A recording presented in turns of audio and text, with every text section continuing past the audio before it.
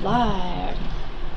All right, fencers, we are live here today at Center for Blade Arts with Coach Tyler. Dun dun dun. Hey everybody. So real quick before we get started, make sure you grab yourself a chair or something that has a stable base that you can put your foot on. We're not going to be standing on it, but we are going to put our foot on it for the modified split squat. So even if you have a small ottoman or something like that, that's fine. But you know, make sure you have something like that nearby that you can use for that. And if you just don't, it's fine. Don't worry about it. Could you use a step, Tyler? Yeah, you can use a step.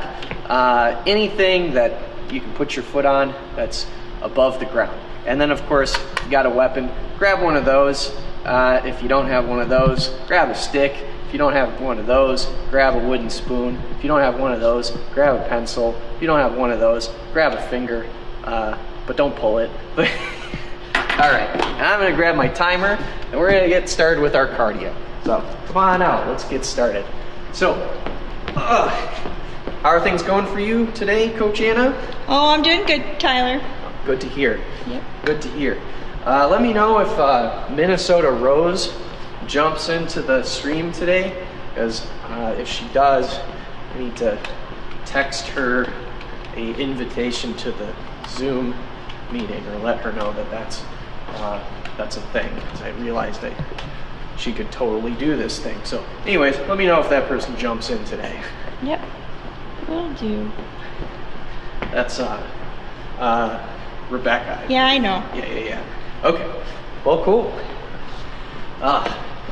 Been getting things organized around here. Shot a lot of video today.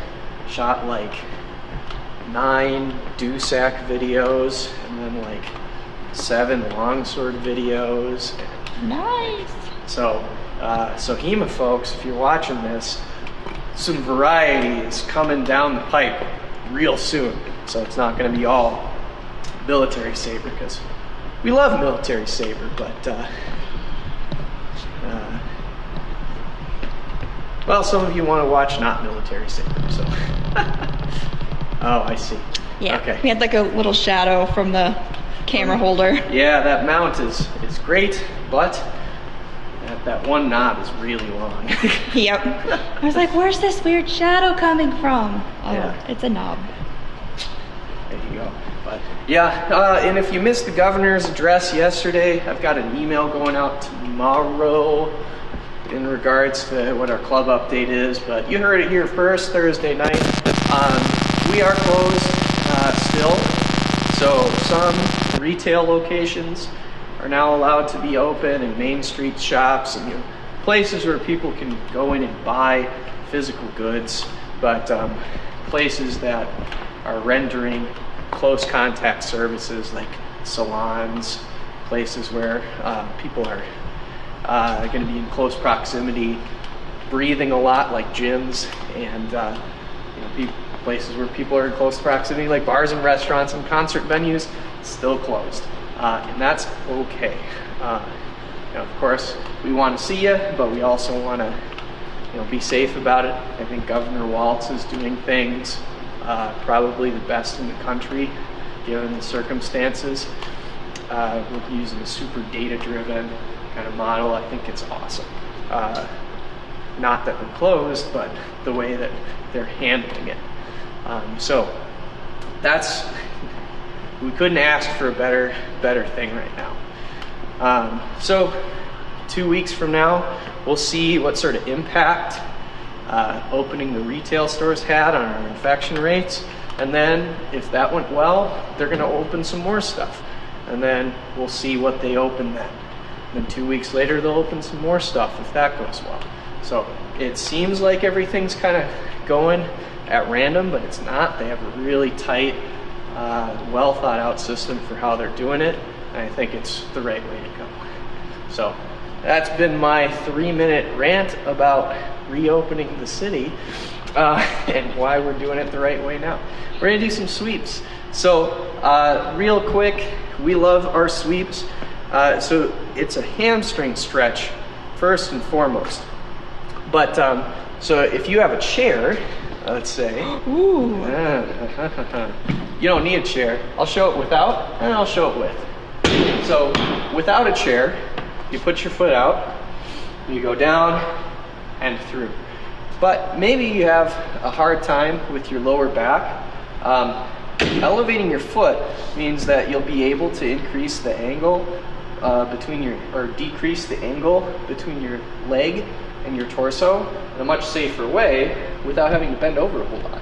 So it keeps your lower back nice and straight, and you still get to do your hamstring stretch. You don't, and if you still want to get some squatting going on, you sure can. And for extra challenge, if you want the balancing aspect of that, just kind of perch the foot on the edge of the chair rather than putting the heel on. So you can kind of just like put your little tippy toes on there and stretch, or heel on. I'd recommend heel on personally. And then we do the other side here. Ooh, do a couple, since it's extra labor to get that foot on there. Might as well. I'll do one more on this side. Wow. Okay. So now we're going to do some hip circles. We're not going to use a chair for that. So we go. Don't worry, we'll be back. So we're going to just go up and around, and I want to visualize in my head while I do this the opening to your hips, where the socket on top of your femur goes in. That opening is not perfectly round. Everybody's is a little bit different shape, but most everyone, the shape is kind of teardrop shape, so it's narrow at the top and wider at the bottom. And that notch where that narrow part is, that's generally where you can put your knee the highest. And that's where that comes from. That's not always true. If you have really tight muscles, that might be limiting that. But if you don't, then that lockout point is at the top of that hip. Cool. So we're just going to go around and back. You can do it on the same side. You can do it on different sides each time. We just want to make sure we get a mix of both on both sides. Is that your hip creaking, Tyler? No, it's okay. the fabric of my shorts. They're like a nylon kind of thing, so they're rippling in the under strain. They're saying, "Father, no! Why must you circle your hips so?" Okay. Well, I'm glad it's not your hips making all that snap, crackle, pop. Yeah, that'd be unfortunate. Hey, it's time for our modified split squat. How cool is that? So we're gonna bring our chair back. Welcome back, chair. You can do this with a chair, you can do this without a chair. So that's this modified split squat. Normally you do this for a conditioning reason, if you want to get stronger. But you can most every exercise you do, if you do it at a lower intensity really slowly, it can turn into a stretch instead of turning it into physical exercise. So you're just changing the fitness outcome that you're looking at. You're working on flexibility and stability instead of strength and power. Okay, so I don't want to be really super far away from the chair. This is not good. I also don't want to be super close to the chair. If I'm too close, I don't have anywhere to go when I squat. And if I'm too far away, I'm not going to get any engagement in my back leg when I squat. So I want to find a space where my knee is mostly pointing down when I'm standing. So my leg's tracking down to the floor, and maybe like an inch or two above that. So I'm just going to sit down, and then I come back up. I'm not putting a ton of pressure on my back leg. So when I sit here, I'm still supporting myself really strongly through my front leg. What I'm not doing is just sitting down onto my back foot.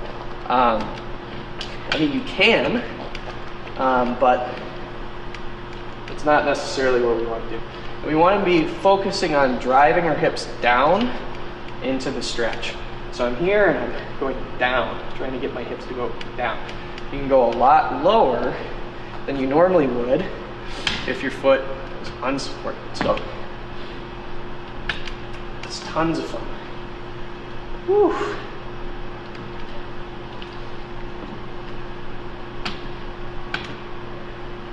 All right.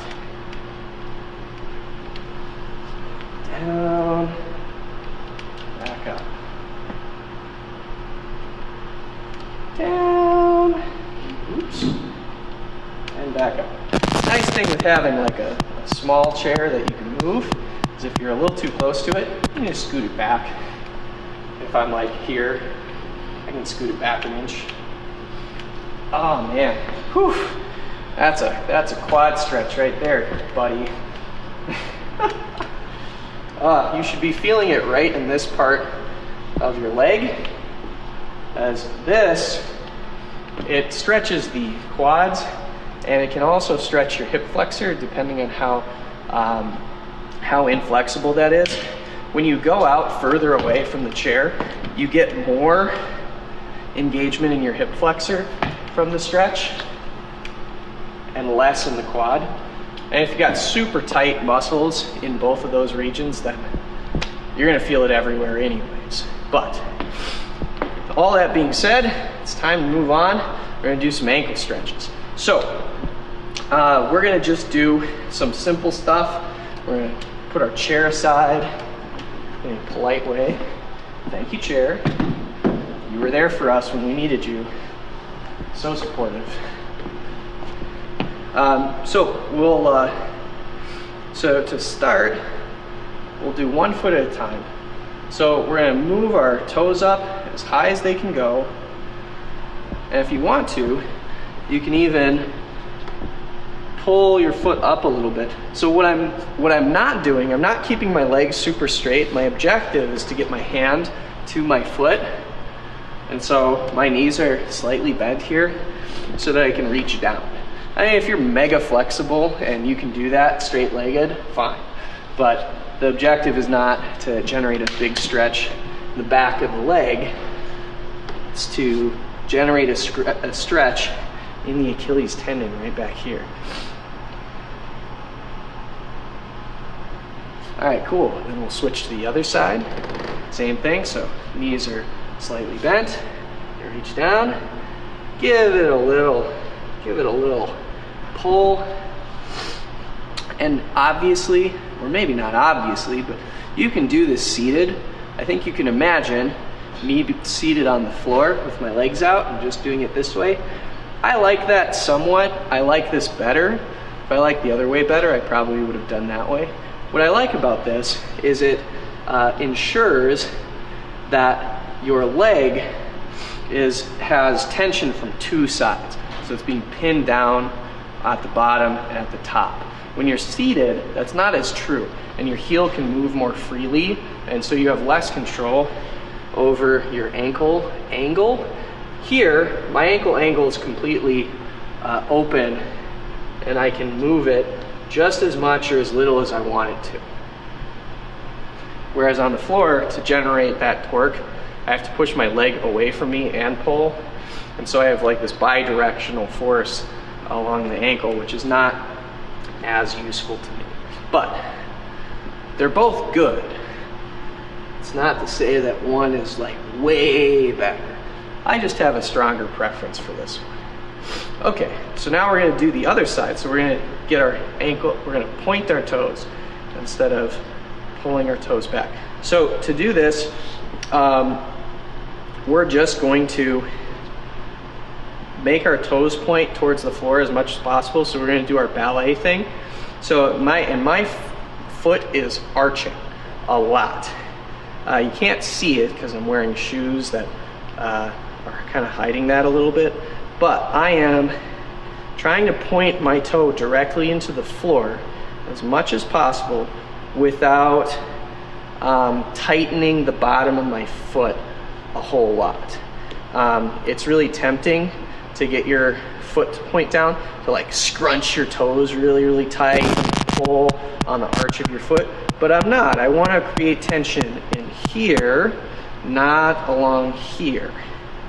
Good, so now we'll do the other side. So we'll do our ballet foot. We'll push our toes, push our foot down to the floor.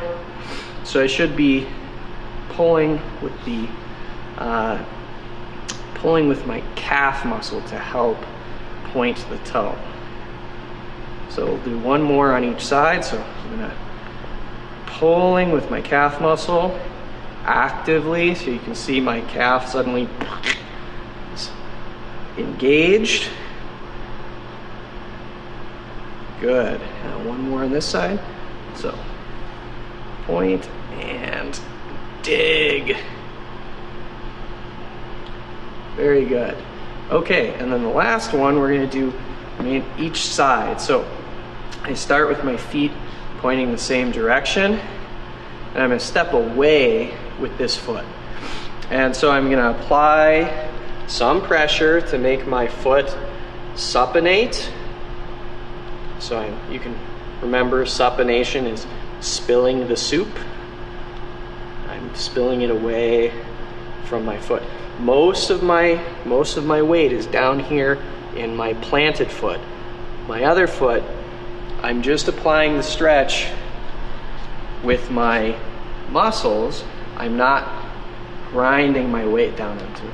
Same thing over here. So I'm level, I'm gonna roll, but my weight is over here. All of my weight's on this leg. This is happening without putting tons of my weight on it. Now, if you're having a hard time doing this, guess what? You got that chair nearby. You can counterbalance, or you can have the chair on the other side so that you don't roll too far and get injured. So you have your chair to keep you from going far, far away. I mean, maybe someday we'll install a ballet bar across the mirrors. And I would love that. But it's not in the top 3 on the renovations list for the break, so we'll get there. Okay, cool. That's our ankle stretches. So we got our 3 directions. It's time to do some footwork. So we're going to do advancing and retreating, and we're going to start with a retreat. So I want the context today is that we're going to be doing peri-ripostes after a retreat or 2 retreats, and to make sure that we're thinking about that now, we're going to start with the retreat. So we're doing the retreat and then an advance. So we're moving away and then putting some bait out, and then we run away. Put the bait out, run away. So we'll just go back and forth, but we're thinking about an opponent responding to us with an offensive movement. They're not defending. We are. So get ready. Do the thing. Gonna parry. Get ready to parry. Every single time you take that step back, you're thinking about doing a parry. Parry, parry.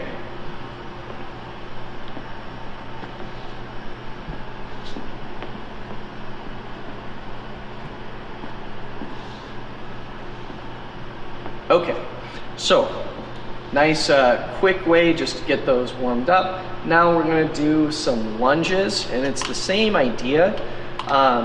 So I'm lunging in and out. In this scenario, I'm not lunging to hit so much as I'm lunging to influence my opponent to begin their action so I can parry. So I'm stepping in to instigate. They attack me, I step back, and I respond. So I start them off and respond to it. So you can think of whichever parry you'd like to be doing when you step back. Could be parry 4, could be parry 8. It's up to you. So I go instigate, parry, repose. And I'm not doing it. I'm not doing the parry. I'm just thinking about parry. So right here, when my front foot lands, that's when I think about doing the parry. So my arm's still out. So if I decided I wanted to parry, I could. I'm not going to, so we're not quite there yet, but I could. Parry. Parry. Parry or post.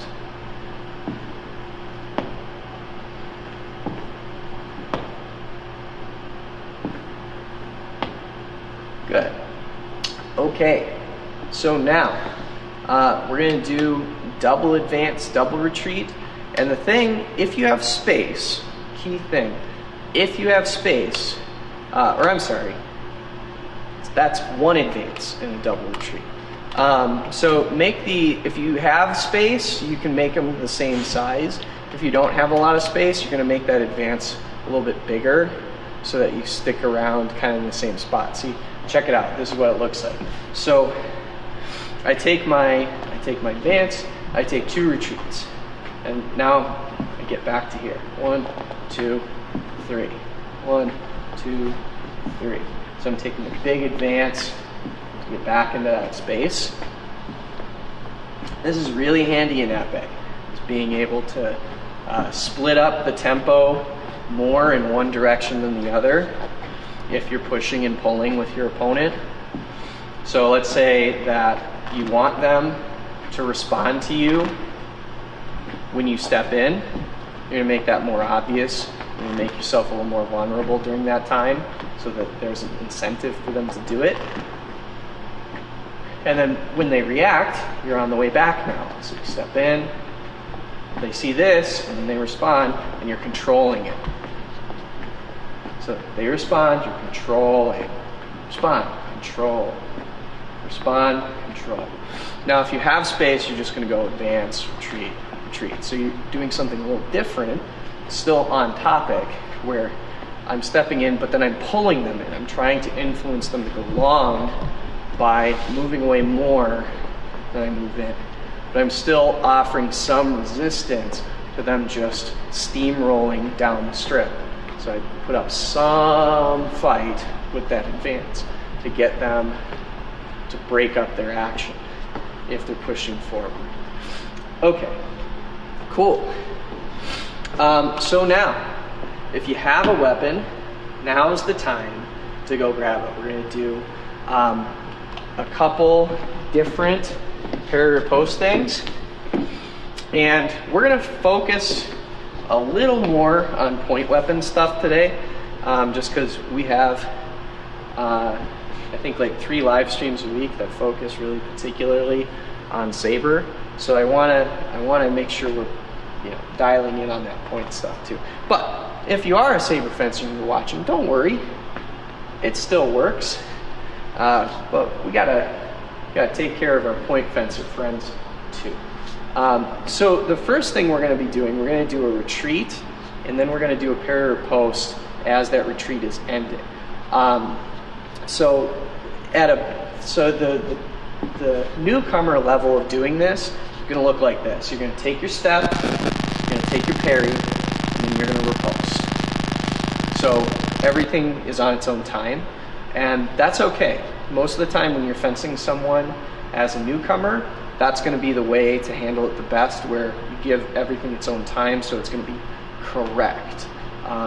If you jumble it all together, it might end up working sometimes, but long term, you'll feel successful short term, but you won't find success long term, is the problem. Because you'll learn it in a way that you don't want to. Okay, so then for intermediate level fencers, what you're going to look at is you're going to look at doing the first part of the step and finishing that, and then trying to land the parry when you land the front foot, and then riposting after that. So you go 1, 2, 3. So the thrust is after the step. So you go 1, 2, 3. So you're landing the thrust after the step's over. 1, 2, 3. And then the more advanced version of doing this is you're going to parry after the back foot has moved, but you're going to be riposting before the front foot. So ba-ba. So what I'm not doing, I'm not going 1, 2, because that's too long. The tempo's too stretched out. That's like too ba, ba. That's 2 counts. It's 1 step, but usually when you're doing a step like this, it's long, it's drawn out. So we're gonna make sure we're not going, you know, ba, ba. No, we wanna go ba, da, da. See, it's like there's a little half count. Ba, da, da. Ba, da, da. Ba, da, da. It's like parry riposte. Parry's kind of on that mid count. Okay, so let's go through it. So newcomers, just worry about doing the step and then just go ba, ba, ba, ba. So 4 counts. Ba, ba, ba, ba. So we'll start there. Ba, ba, ba, ba. Ba, ba, ba, ba. Ba, ba. Oops. I skipped ahead to the intermediate level. Ba, ba, ba, ba.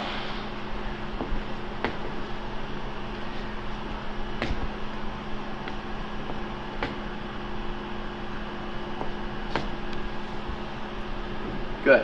Now it's time to do some intermediate level. So if you're not a newcomer, you should be doing this. If you are a newcomer, you can try it out, see how it goes. But if it doesn't work out, just stick to a 4 count. So we'll go ba, ba, ba. Ba, ba, ba. Ba, ba, ba. Ba, ba, ba.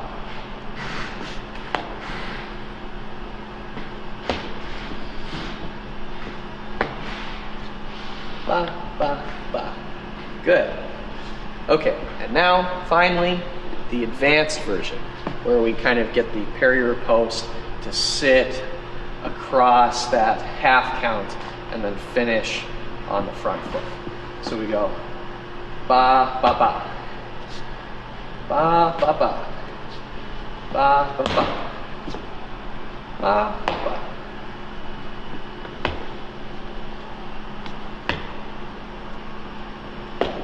If you're having a hard time, I realize I'm rushing this tempo a little bit,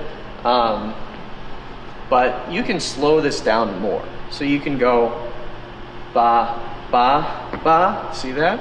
So I lift the foot. So foot comes down in the back, foot lifts, ba, ba, see? So I go step, lift, step. Step, lift, step. If you're having a hard time, just do it in place. Go step, lift, step. Step, lift, step. So you go count it in 4, you go lift, step, right? Lift, step, step. Oh, wow, that's really similar to the newcomers one, isn't it? Break it down until it makes sense. So you go lift, step, lift, step. Lift, step, lift, step. Ah, suddenly it's not so bad. So, lift, step, lift, step. Lift, step, lift, step. Yes. All right. It's time for us to do the second one of these. It's circle parry with the retreat. Same idea. And we'll go a little faster through this since we're more comfortable with the footwork, but we're going to do a different kind of parry. So, saber fencers, just real quick for those of you who are watching, for a circular parry, most of the time when you do something like this, it's going to be a counter-offensive thing where you're sweeping a line to get someone's attention so that they move their blade into a different position. You don't often use a circular parry to finish unless your opponent really screws up while you were doing counter-offense stuff. But just to show you, so you would end up doing your step, doing your circular action, and then cut. So a common one is going from 3 to 5. This is one that and you do all the time. You just don't think about it as a circular action because the way that you try and do it is really small, but it is a circular movement to get from 3 to 5. So your tip has to move. You don't do it direct. Because if I do 3 to 5 direct, the cut comes straight through. So the transition from 3 to 5 is actually a circular transition. It's a sweep. You sweep the line. So you actually have been doing circular parries the whole time. Dun, dun, dun. Crazy. So you can practice going from 3 and sweeping into 5, and that's perfect for this exercise, so you're welcome. The rest of us, we're gonna do circle 6.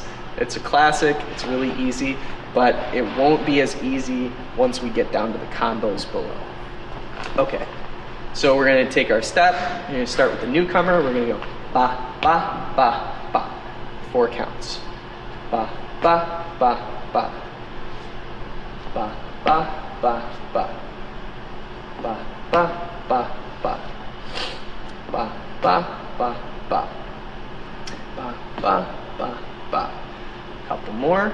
Start back in the middle. Ba, ba, ba, ba. Ba, ba, ba, ba.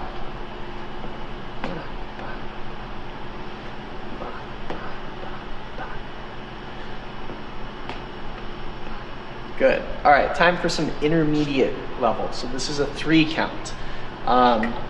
You can still count the 4th count in your head if you want. But here we go. So we're gonna go ba, ba, ba, ba. Sure. Ba, ba, ba. Ba, ba, ba. Ba, ba, ba. Ba, ba, ba. Ba, ba, ba. Ba, ba. Ba, ba, ba. Okay, couple more. Then we'll do the advanced version. Ba, ba, ba. Ba, ba, ba. Ba, ba, ba. Ba, ba, ba. Ba, ba, ba. Ba, ba, ba. Okay. You're blowing minds today, Tyler. What's that? You're blowing minds today. You've got emojis. Oh, all right. Well, I'm super excited to rewatch the stream later and check out all the emojis. This is great.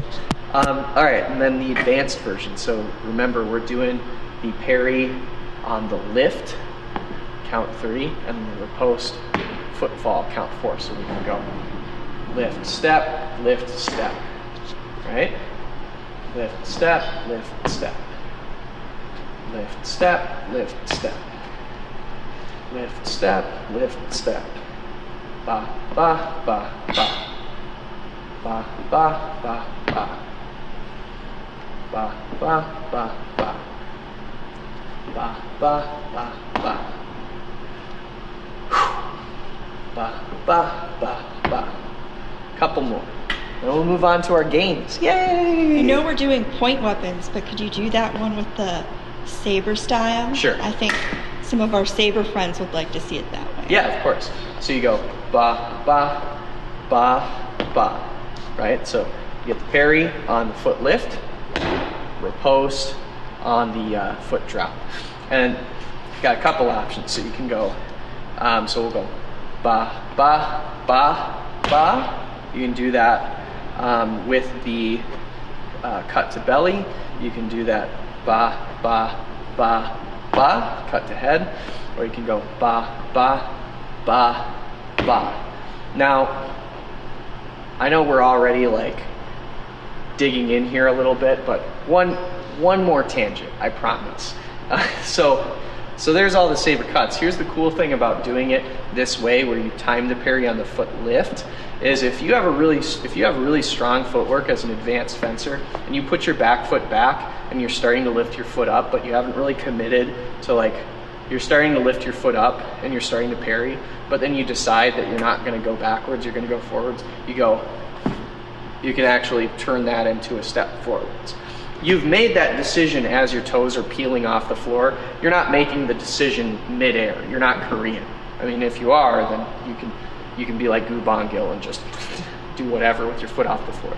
But if that's not you, it's not me, then you're going to be making that decision when your toes are coming up off the floor. But you're starting the parry, your toes are starting to come off the floor. You see that you're going to want to chase them a little bit, like they're going to cut short, or they're going to fall a little short, but you're already committed to doing the blade action, so you go, that's fine, let's just go get them. No big deal. So it gives you a lot of flexibility being able to like time it on that foot lift. so that you can do sweet stuff. Okay, couple more reps and then it's game time. All right, so ba, ba, ba, ba. Good. Ba, ba, ba, ba. Ba, ba, ba, ba. Ba, ba, ba, ba. Oops. Ba, ba, ba, ba. Ba, ba, ba, ba. Ba, ba, ba, ba. Ba, ba, ba. Ah. All right. Sweet. Game time. Okay. So we're gonna have you do a direct parry on a signal, and we're gonna have you do a circle parry on a signal. So if I'm attacking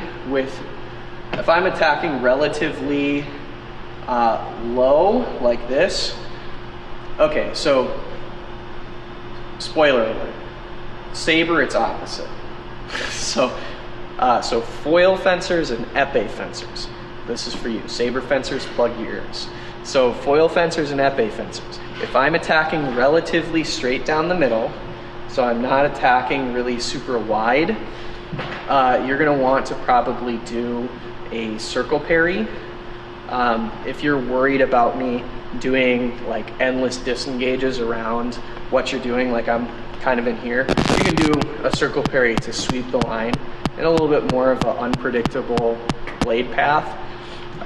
Parrying direct has a much more predictable blade path. It's easier to disengage. Doing a circle parry, while still predictable, is slightly less predictable based on kind of how they decide to make that loop. So it can be better for snatching up blades for people that are trying to play a really tight game, or at least disrupting what they're doing enough where their tip is not stable and they won't hit the target they want to. It might hit off target, or it might just slide off, which is great. You want that. So it can introduce a little bit of that. But if I'm attacking in a little bit more of a wider, angulated way, that's not a great candidate for a circle parry, because you have to spend so much time covering from side to side. Circle parries are great for getting things that are already around where your hand is. They take longer to execute, but the upside is that you get a little bit more security or a little bit more unpredictability for the opponent. But don't worry, Saber fencers, plug your ears back up, we're not done yet. So if I'm attacking in a more angulated way, you're gonna wanna do a direct parry, because it's just gonna be a faster way to shut it down. Whereas if I'm more in the center, you can pick that up with a circular parry. Cool. All right, Saber fencers, your turn. So in Saber, we know our one most comfortable circle parry is going from 3 to 5. So if you see me attacking down the middle, guess what? Sweep the line up high into 5. And if I'm attacking to the side, then you just do a direct parry to that particular place. Got it? So down the middle is the one thing, and off to the side is the other. Now technically we only did direct 4 and circle 6, but I'm going to attack on both sides. So if it happens to be on the 6 side for you, then just parry 6. If it happens to be on the 4 side, parry 4. Don't worry about always doing 4 or always doing circle 6. If you happen to already be in 4 for some reason, and I'm suddenly attacking direct down the center, circle 4, no big deal. So you got this. All right, ready? So we're gonna do steps in place. You do steps in place going backwards. And I'm gonna show you, right now we're gonna just do the direct parry. So I'm gonna attack on either side, and you parry 4, parry 3, or if you're a point fencer, foil or épée, you're gonna do parry 4, parry 6, right? So I'm gonna attack direct, but angulated, you're gonna parry direct.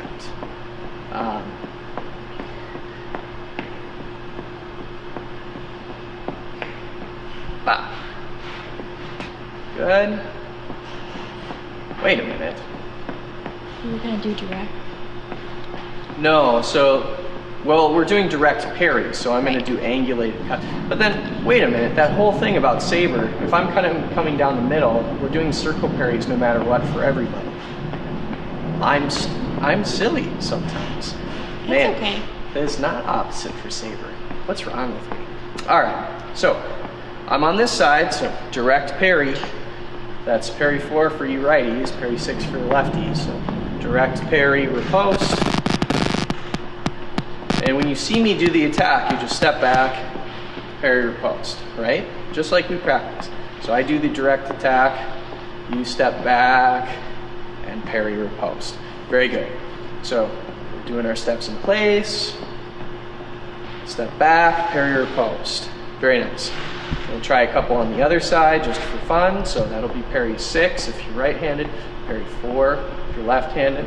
So step back, ba ba. Good.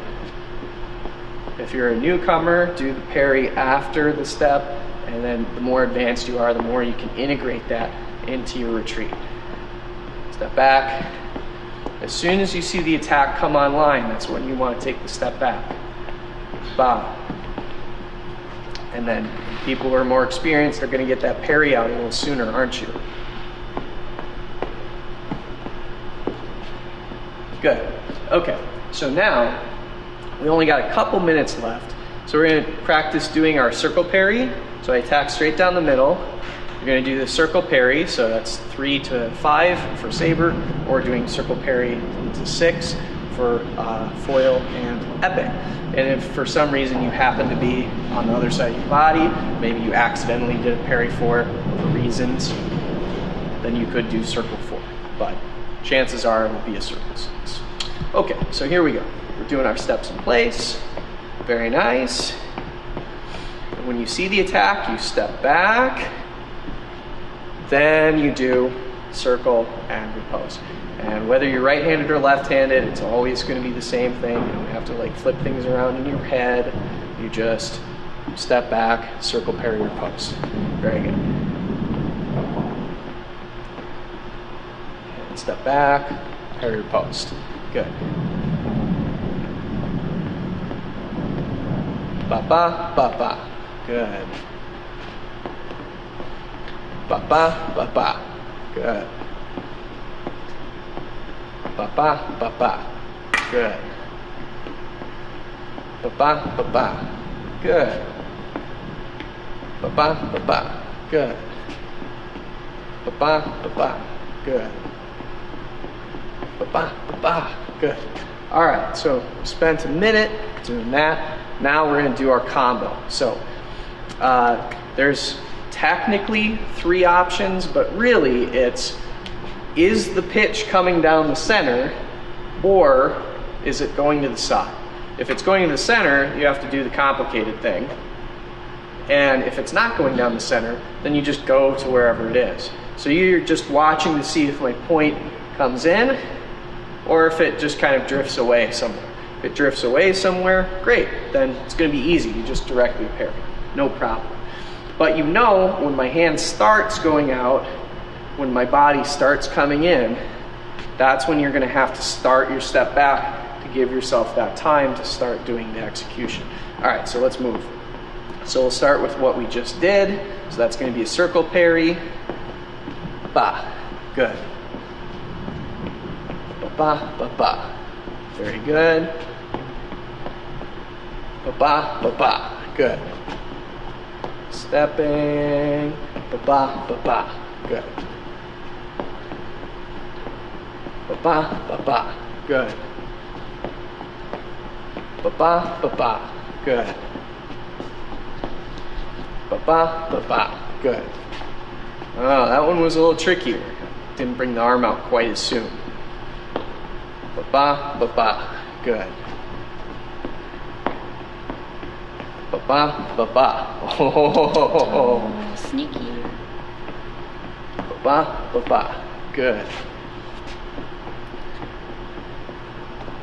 Ba ba ba ba. Good.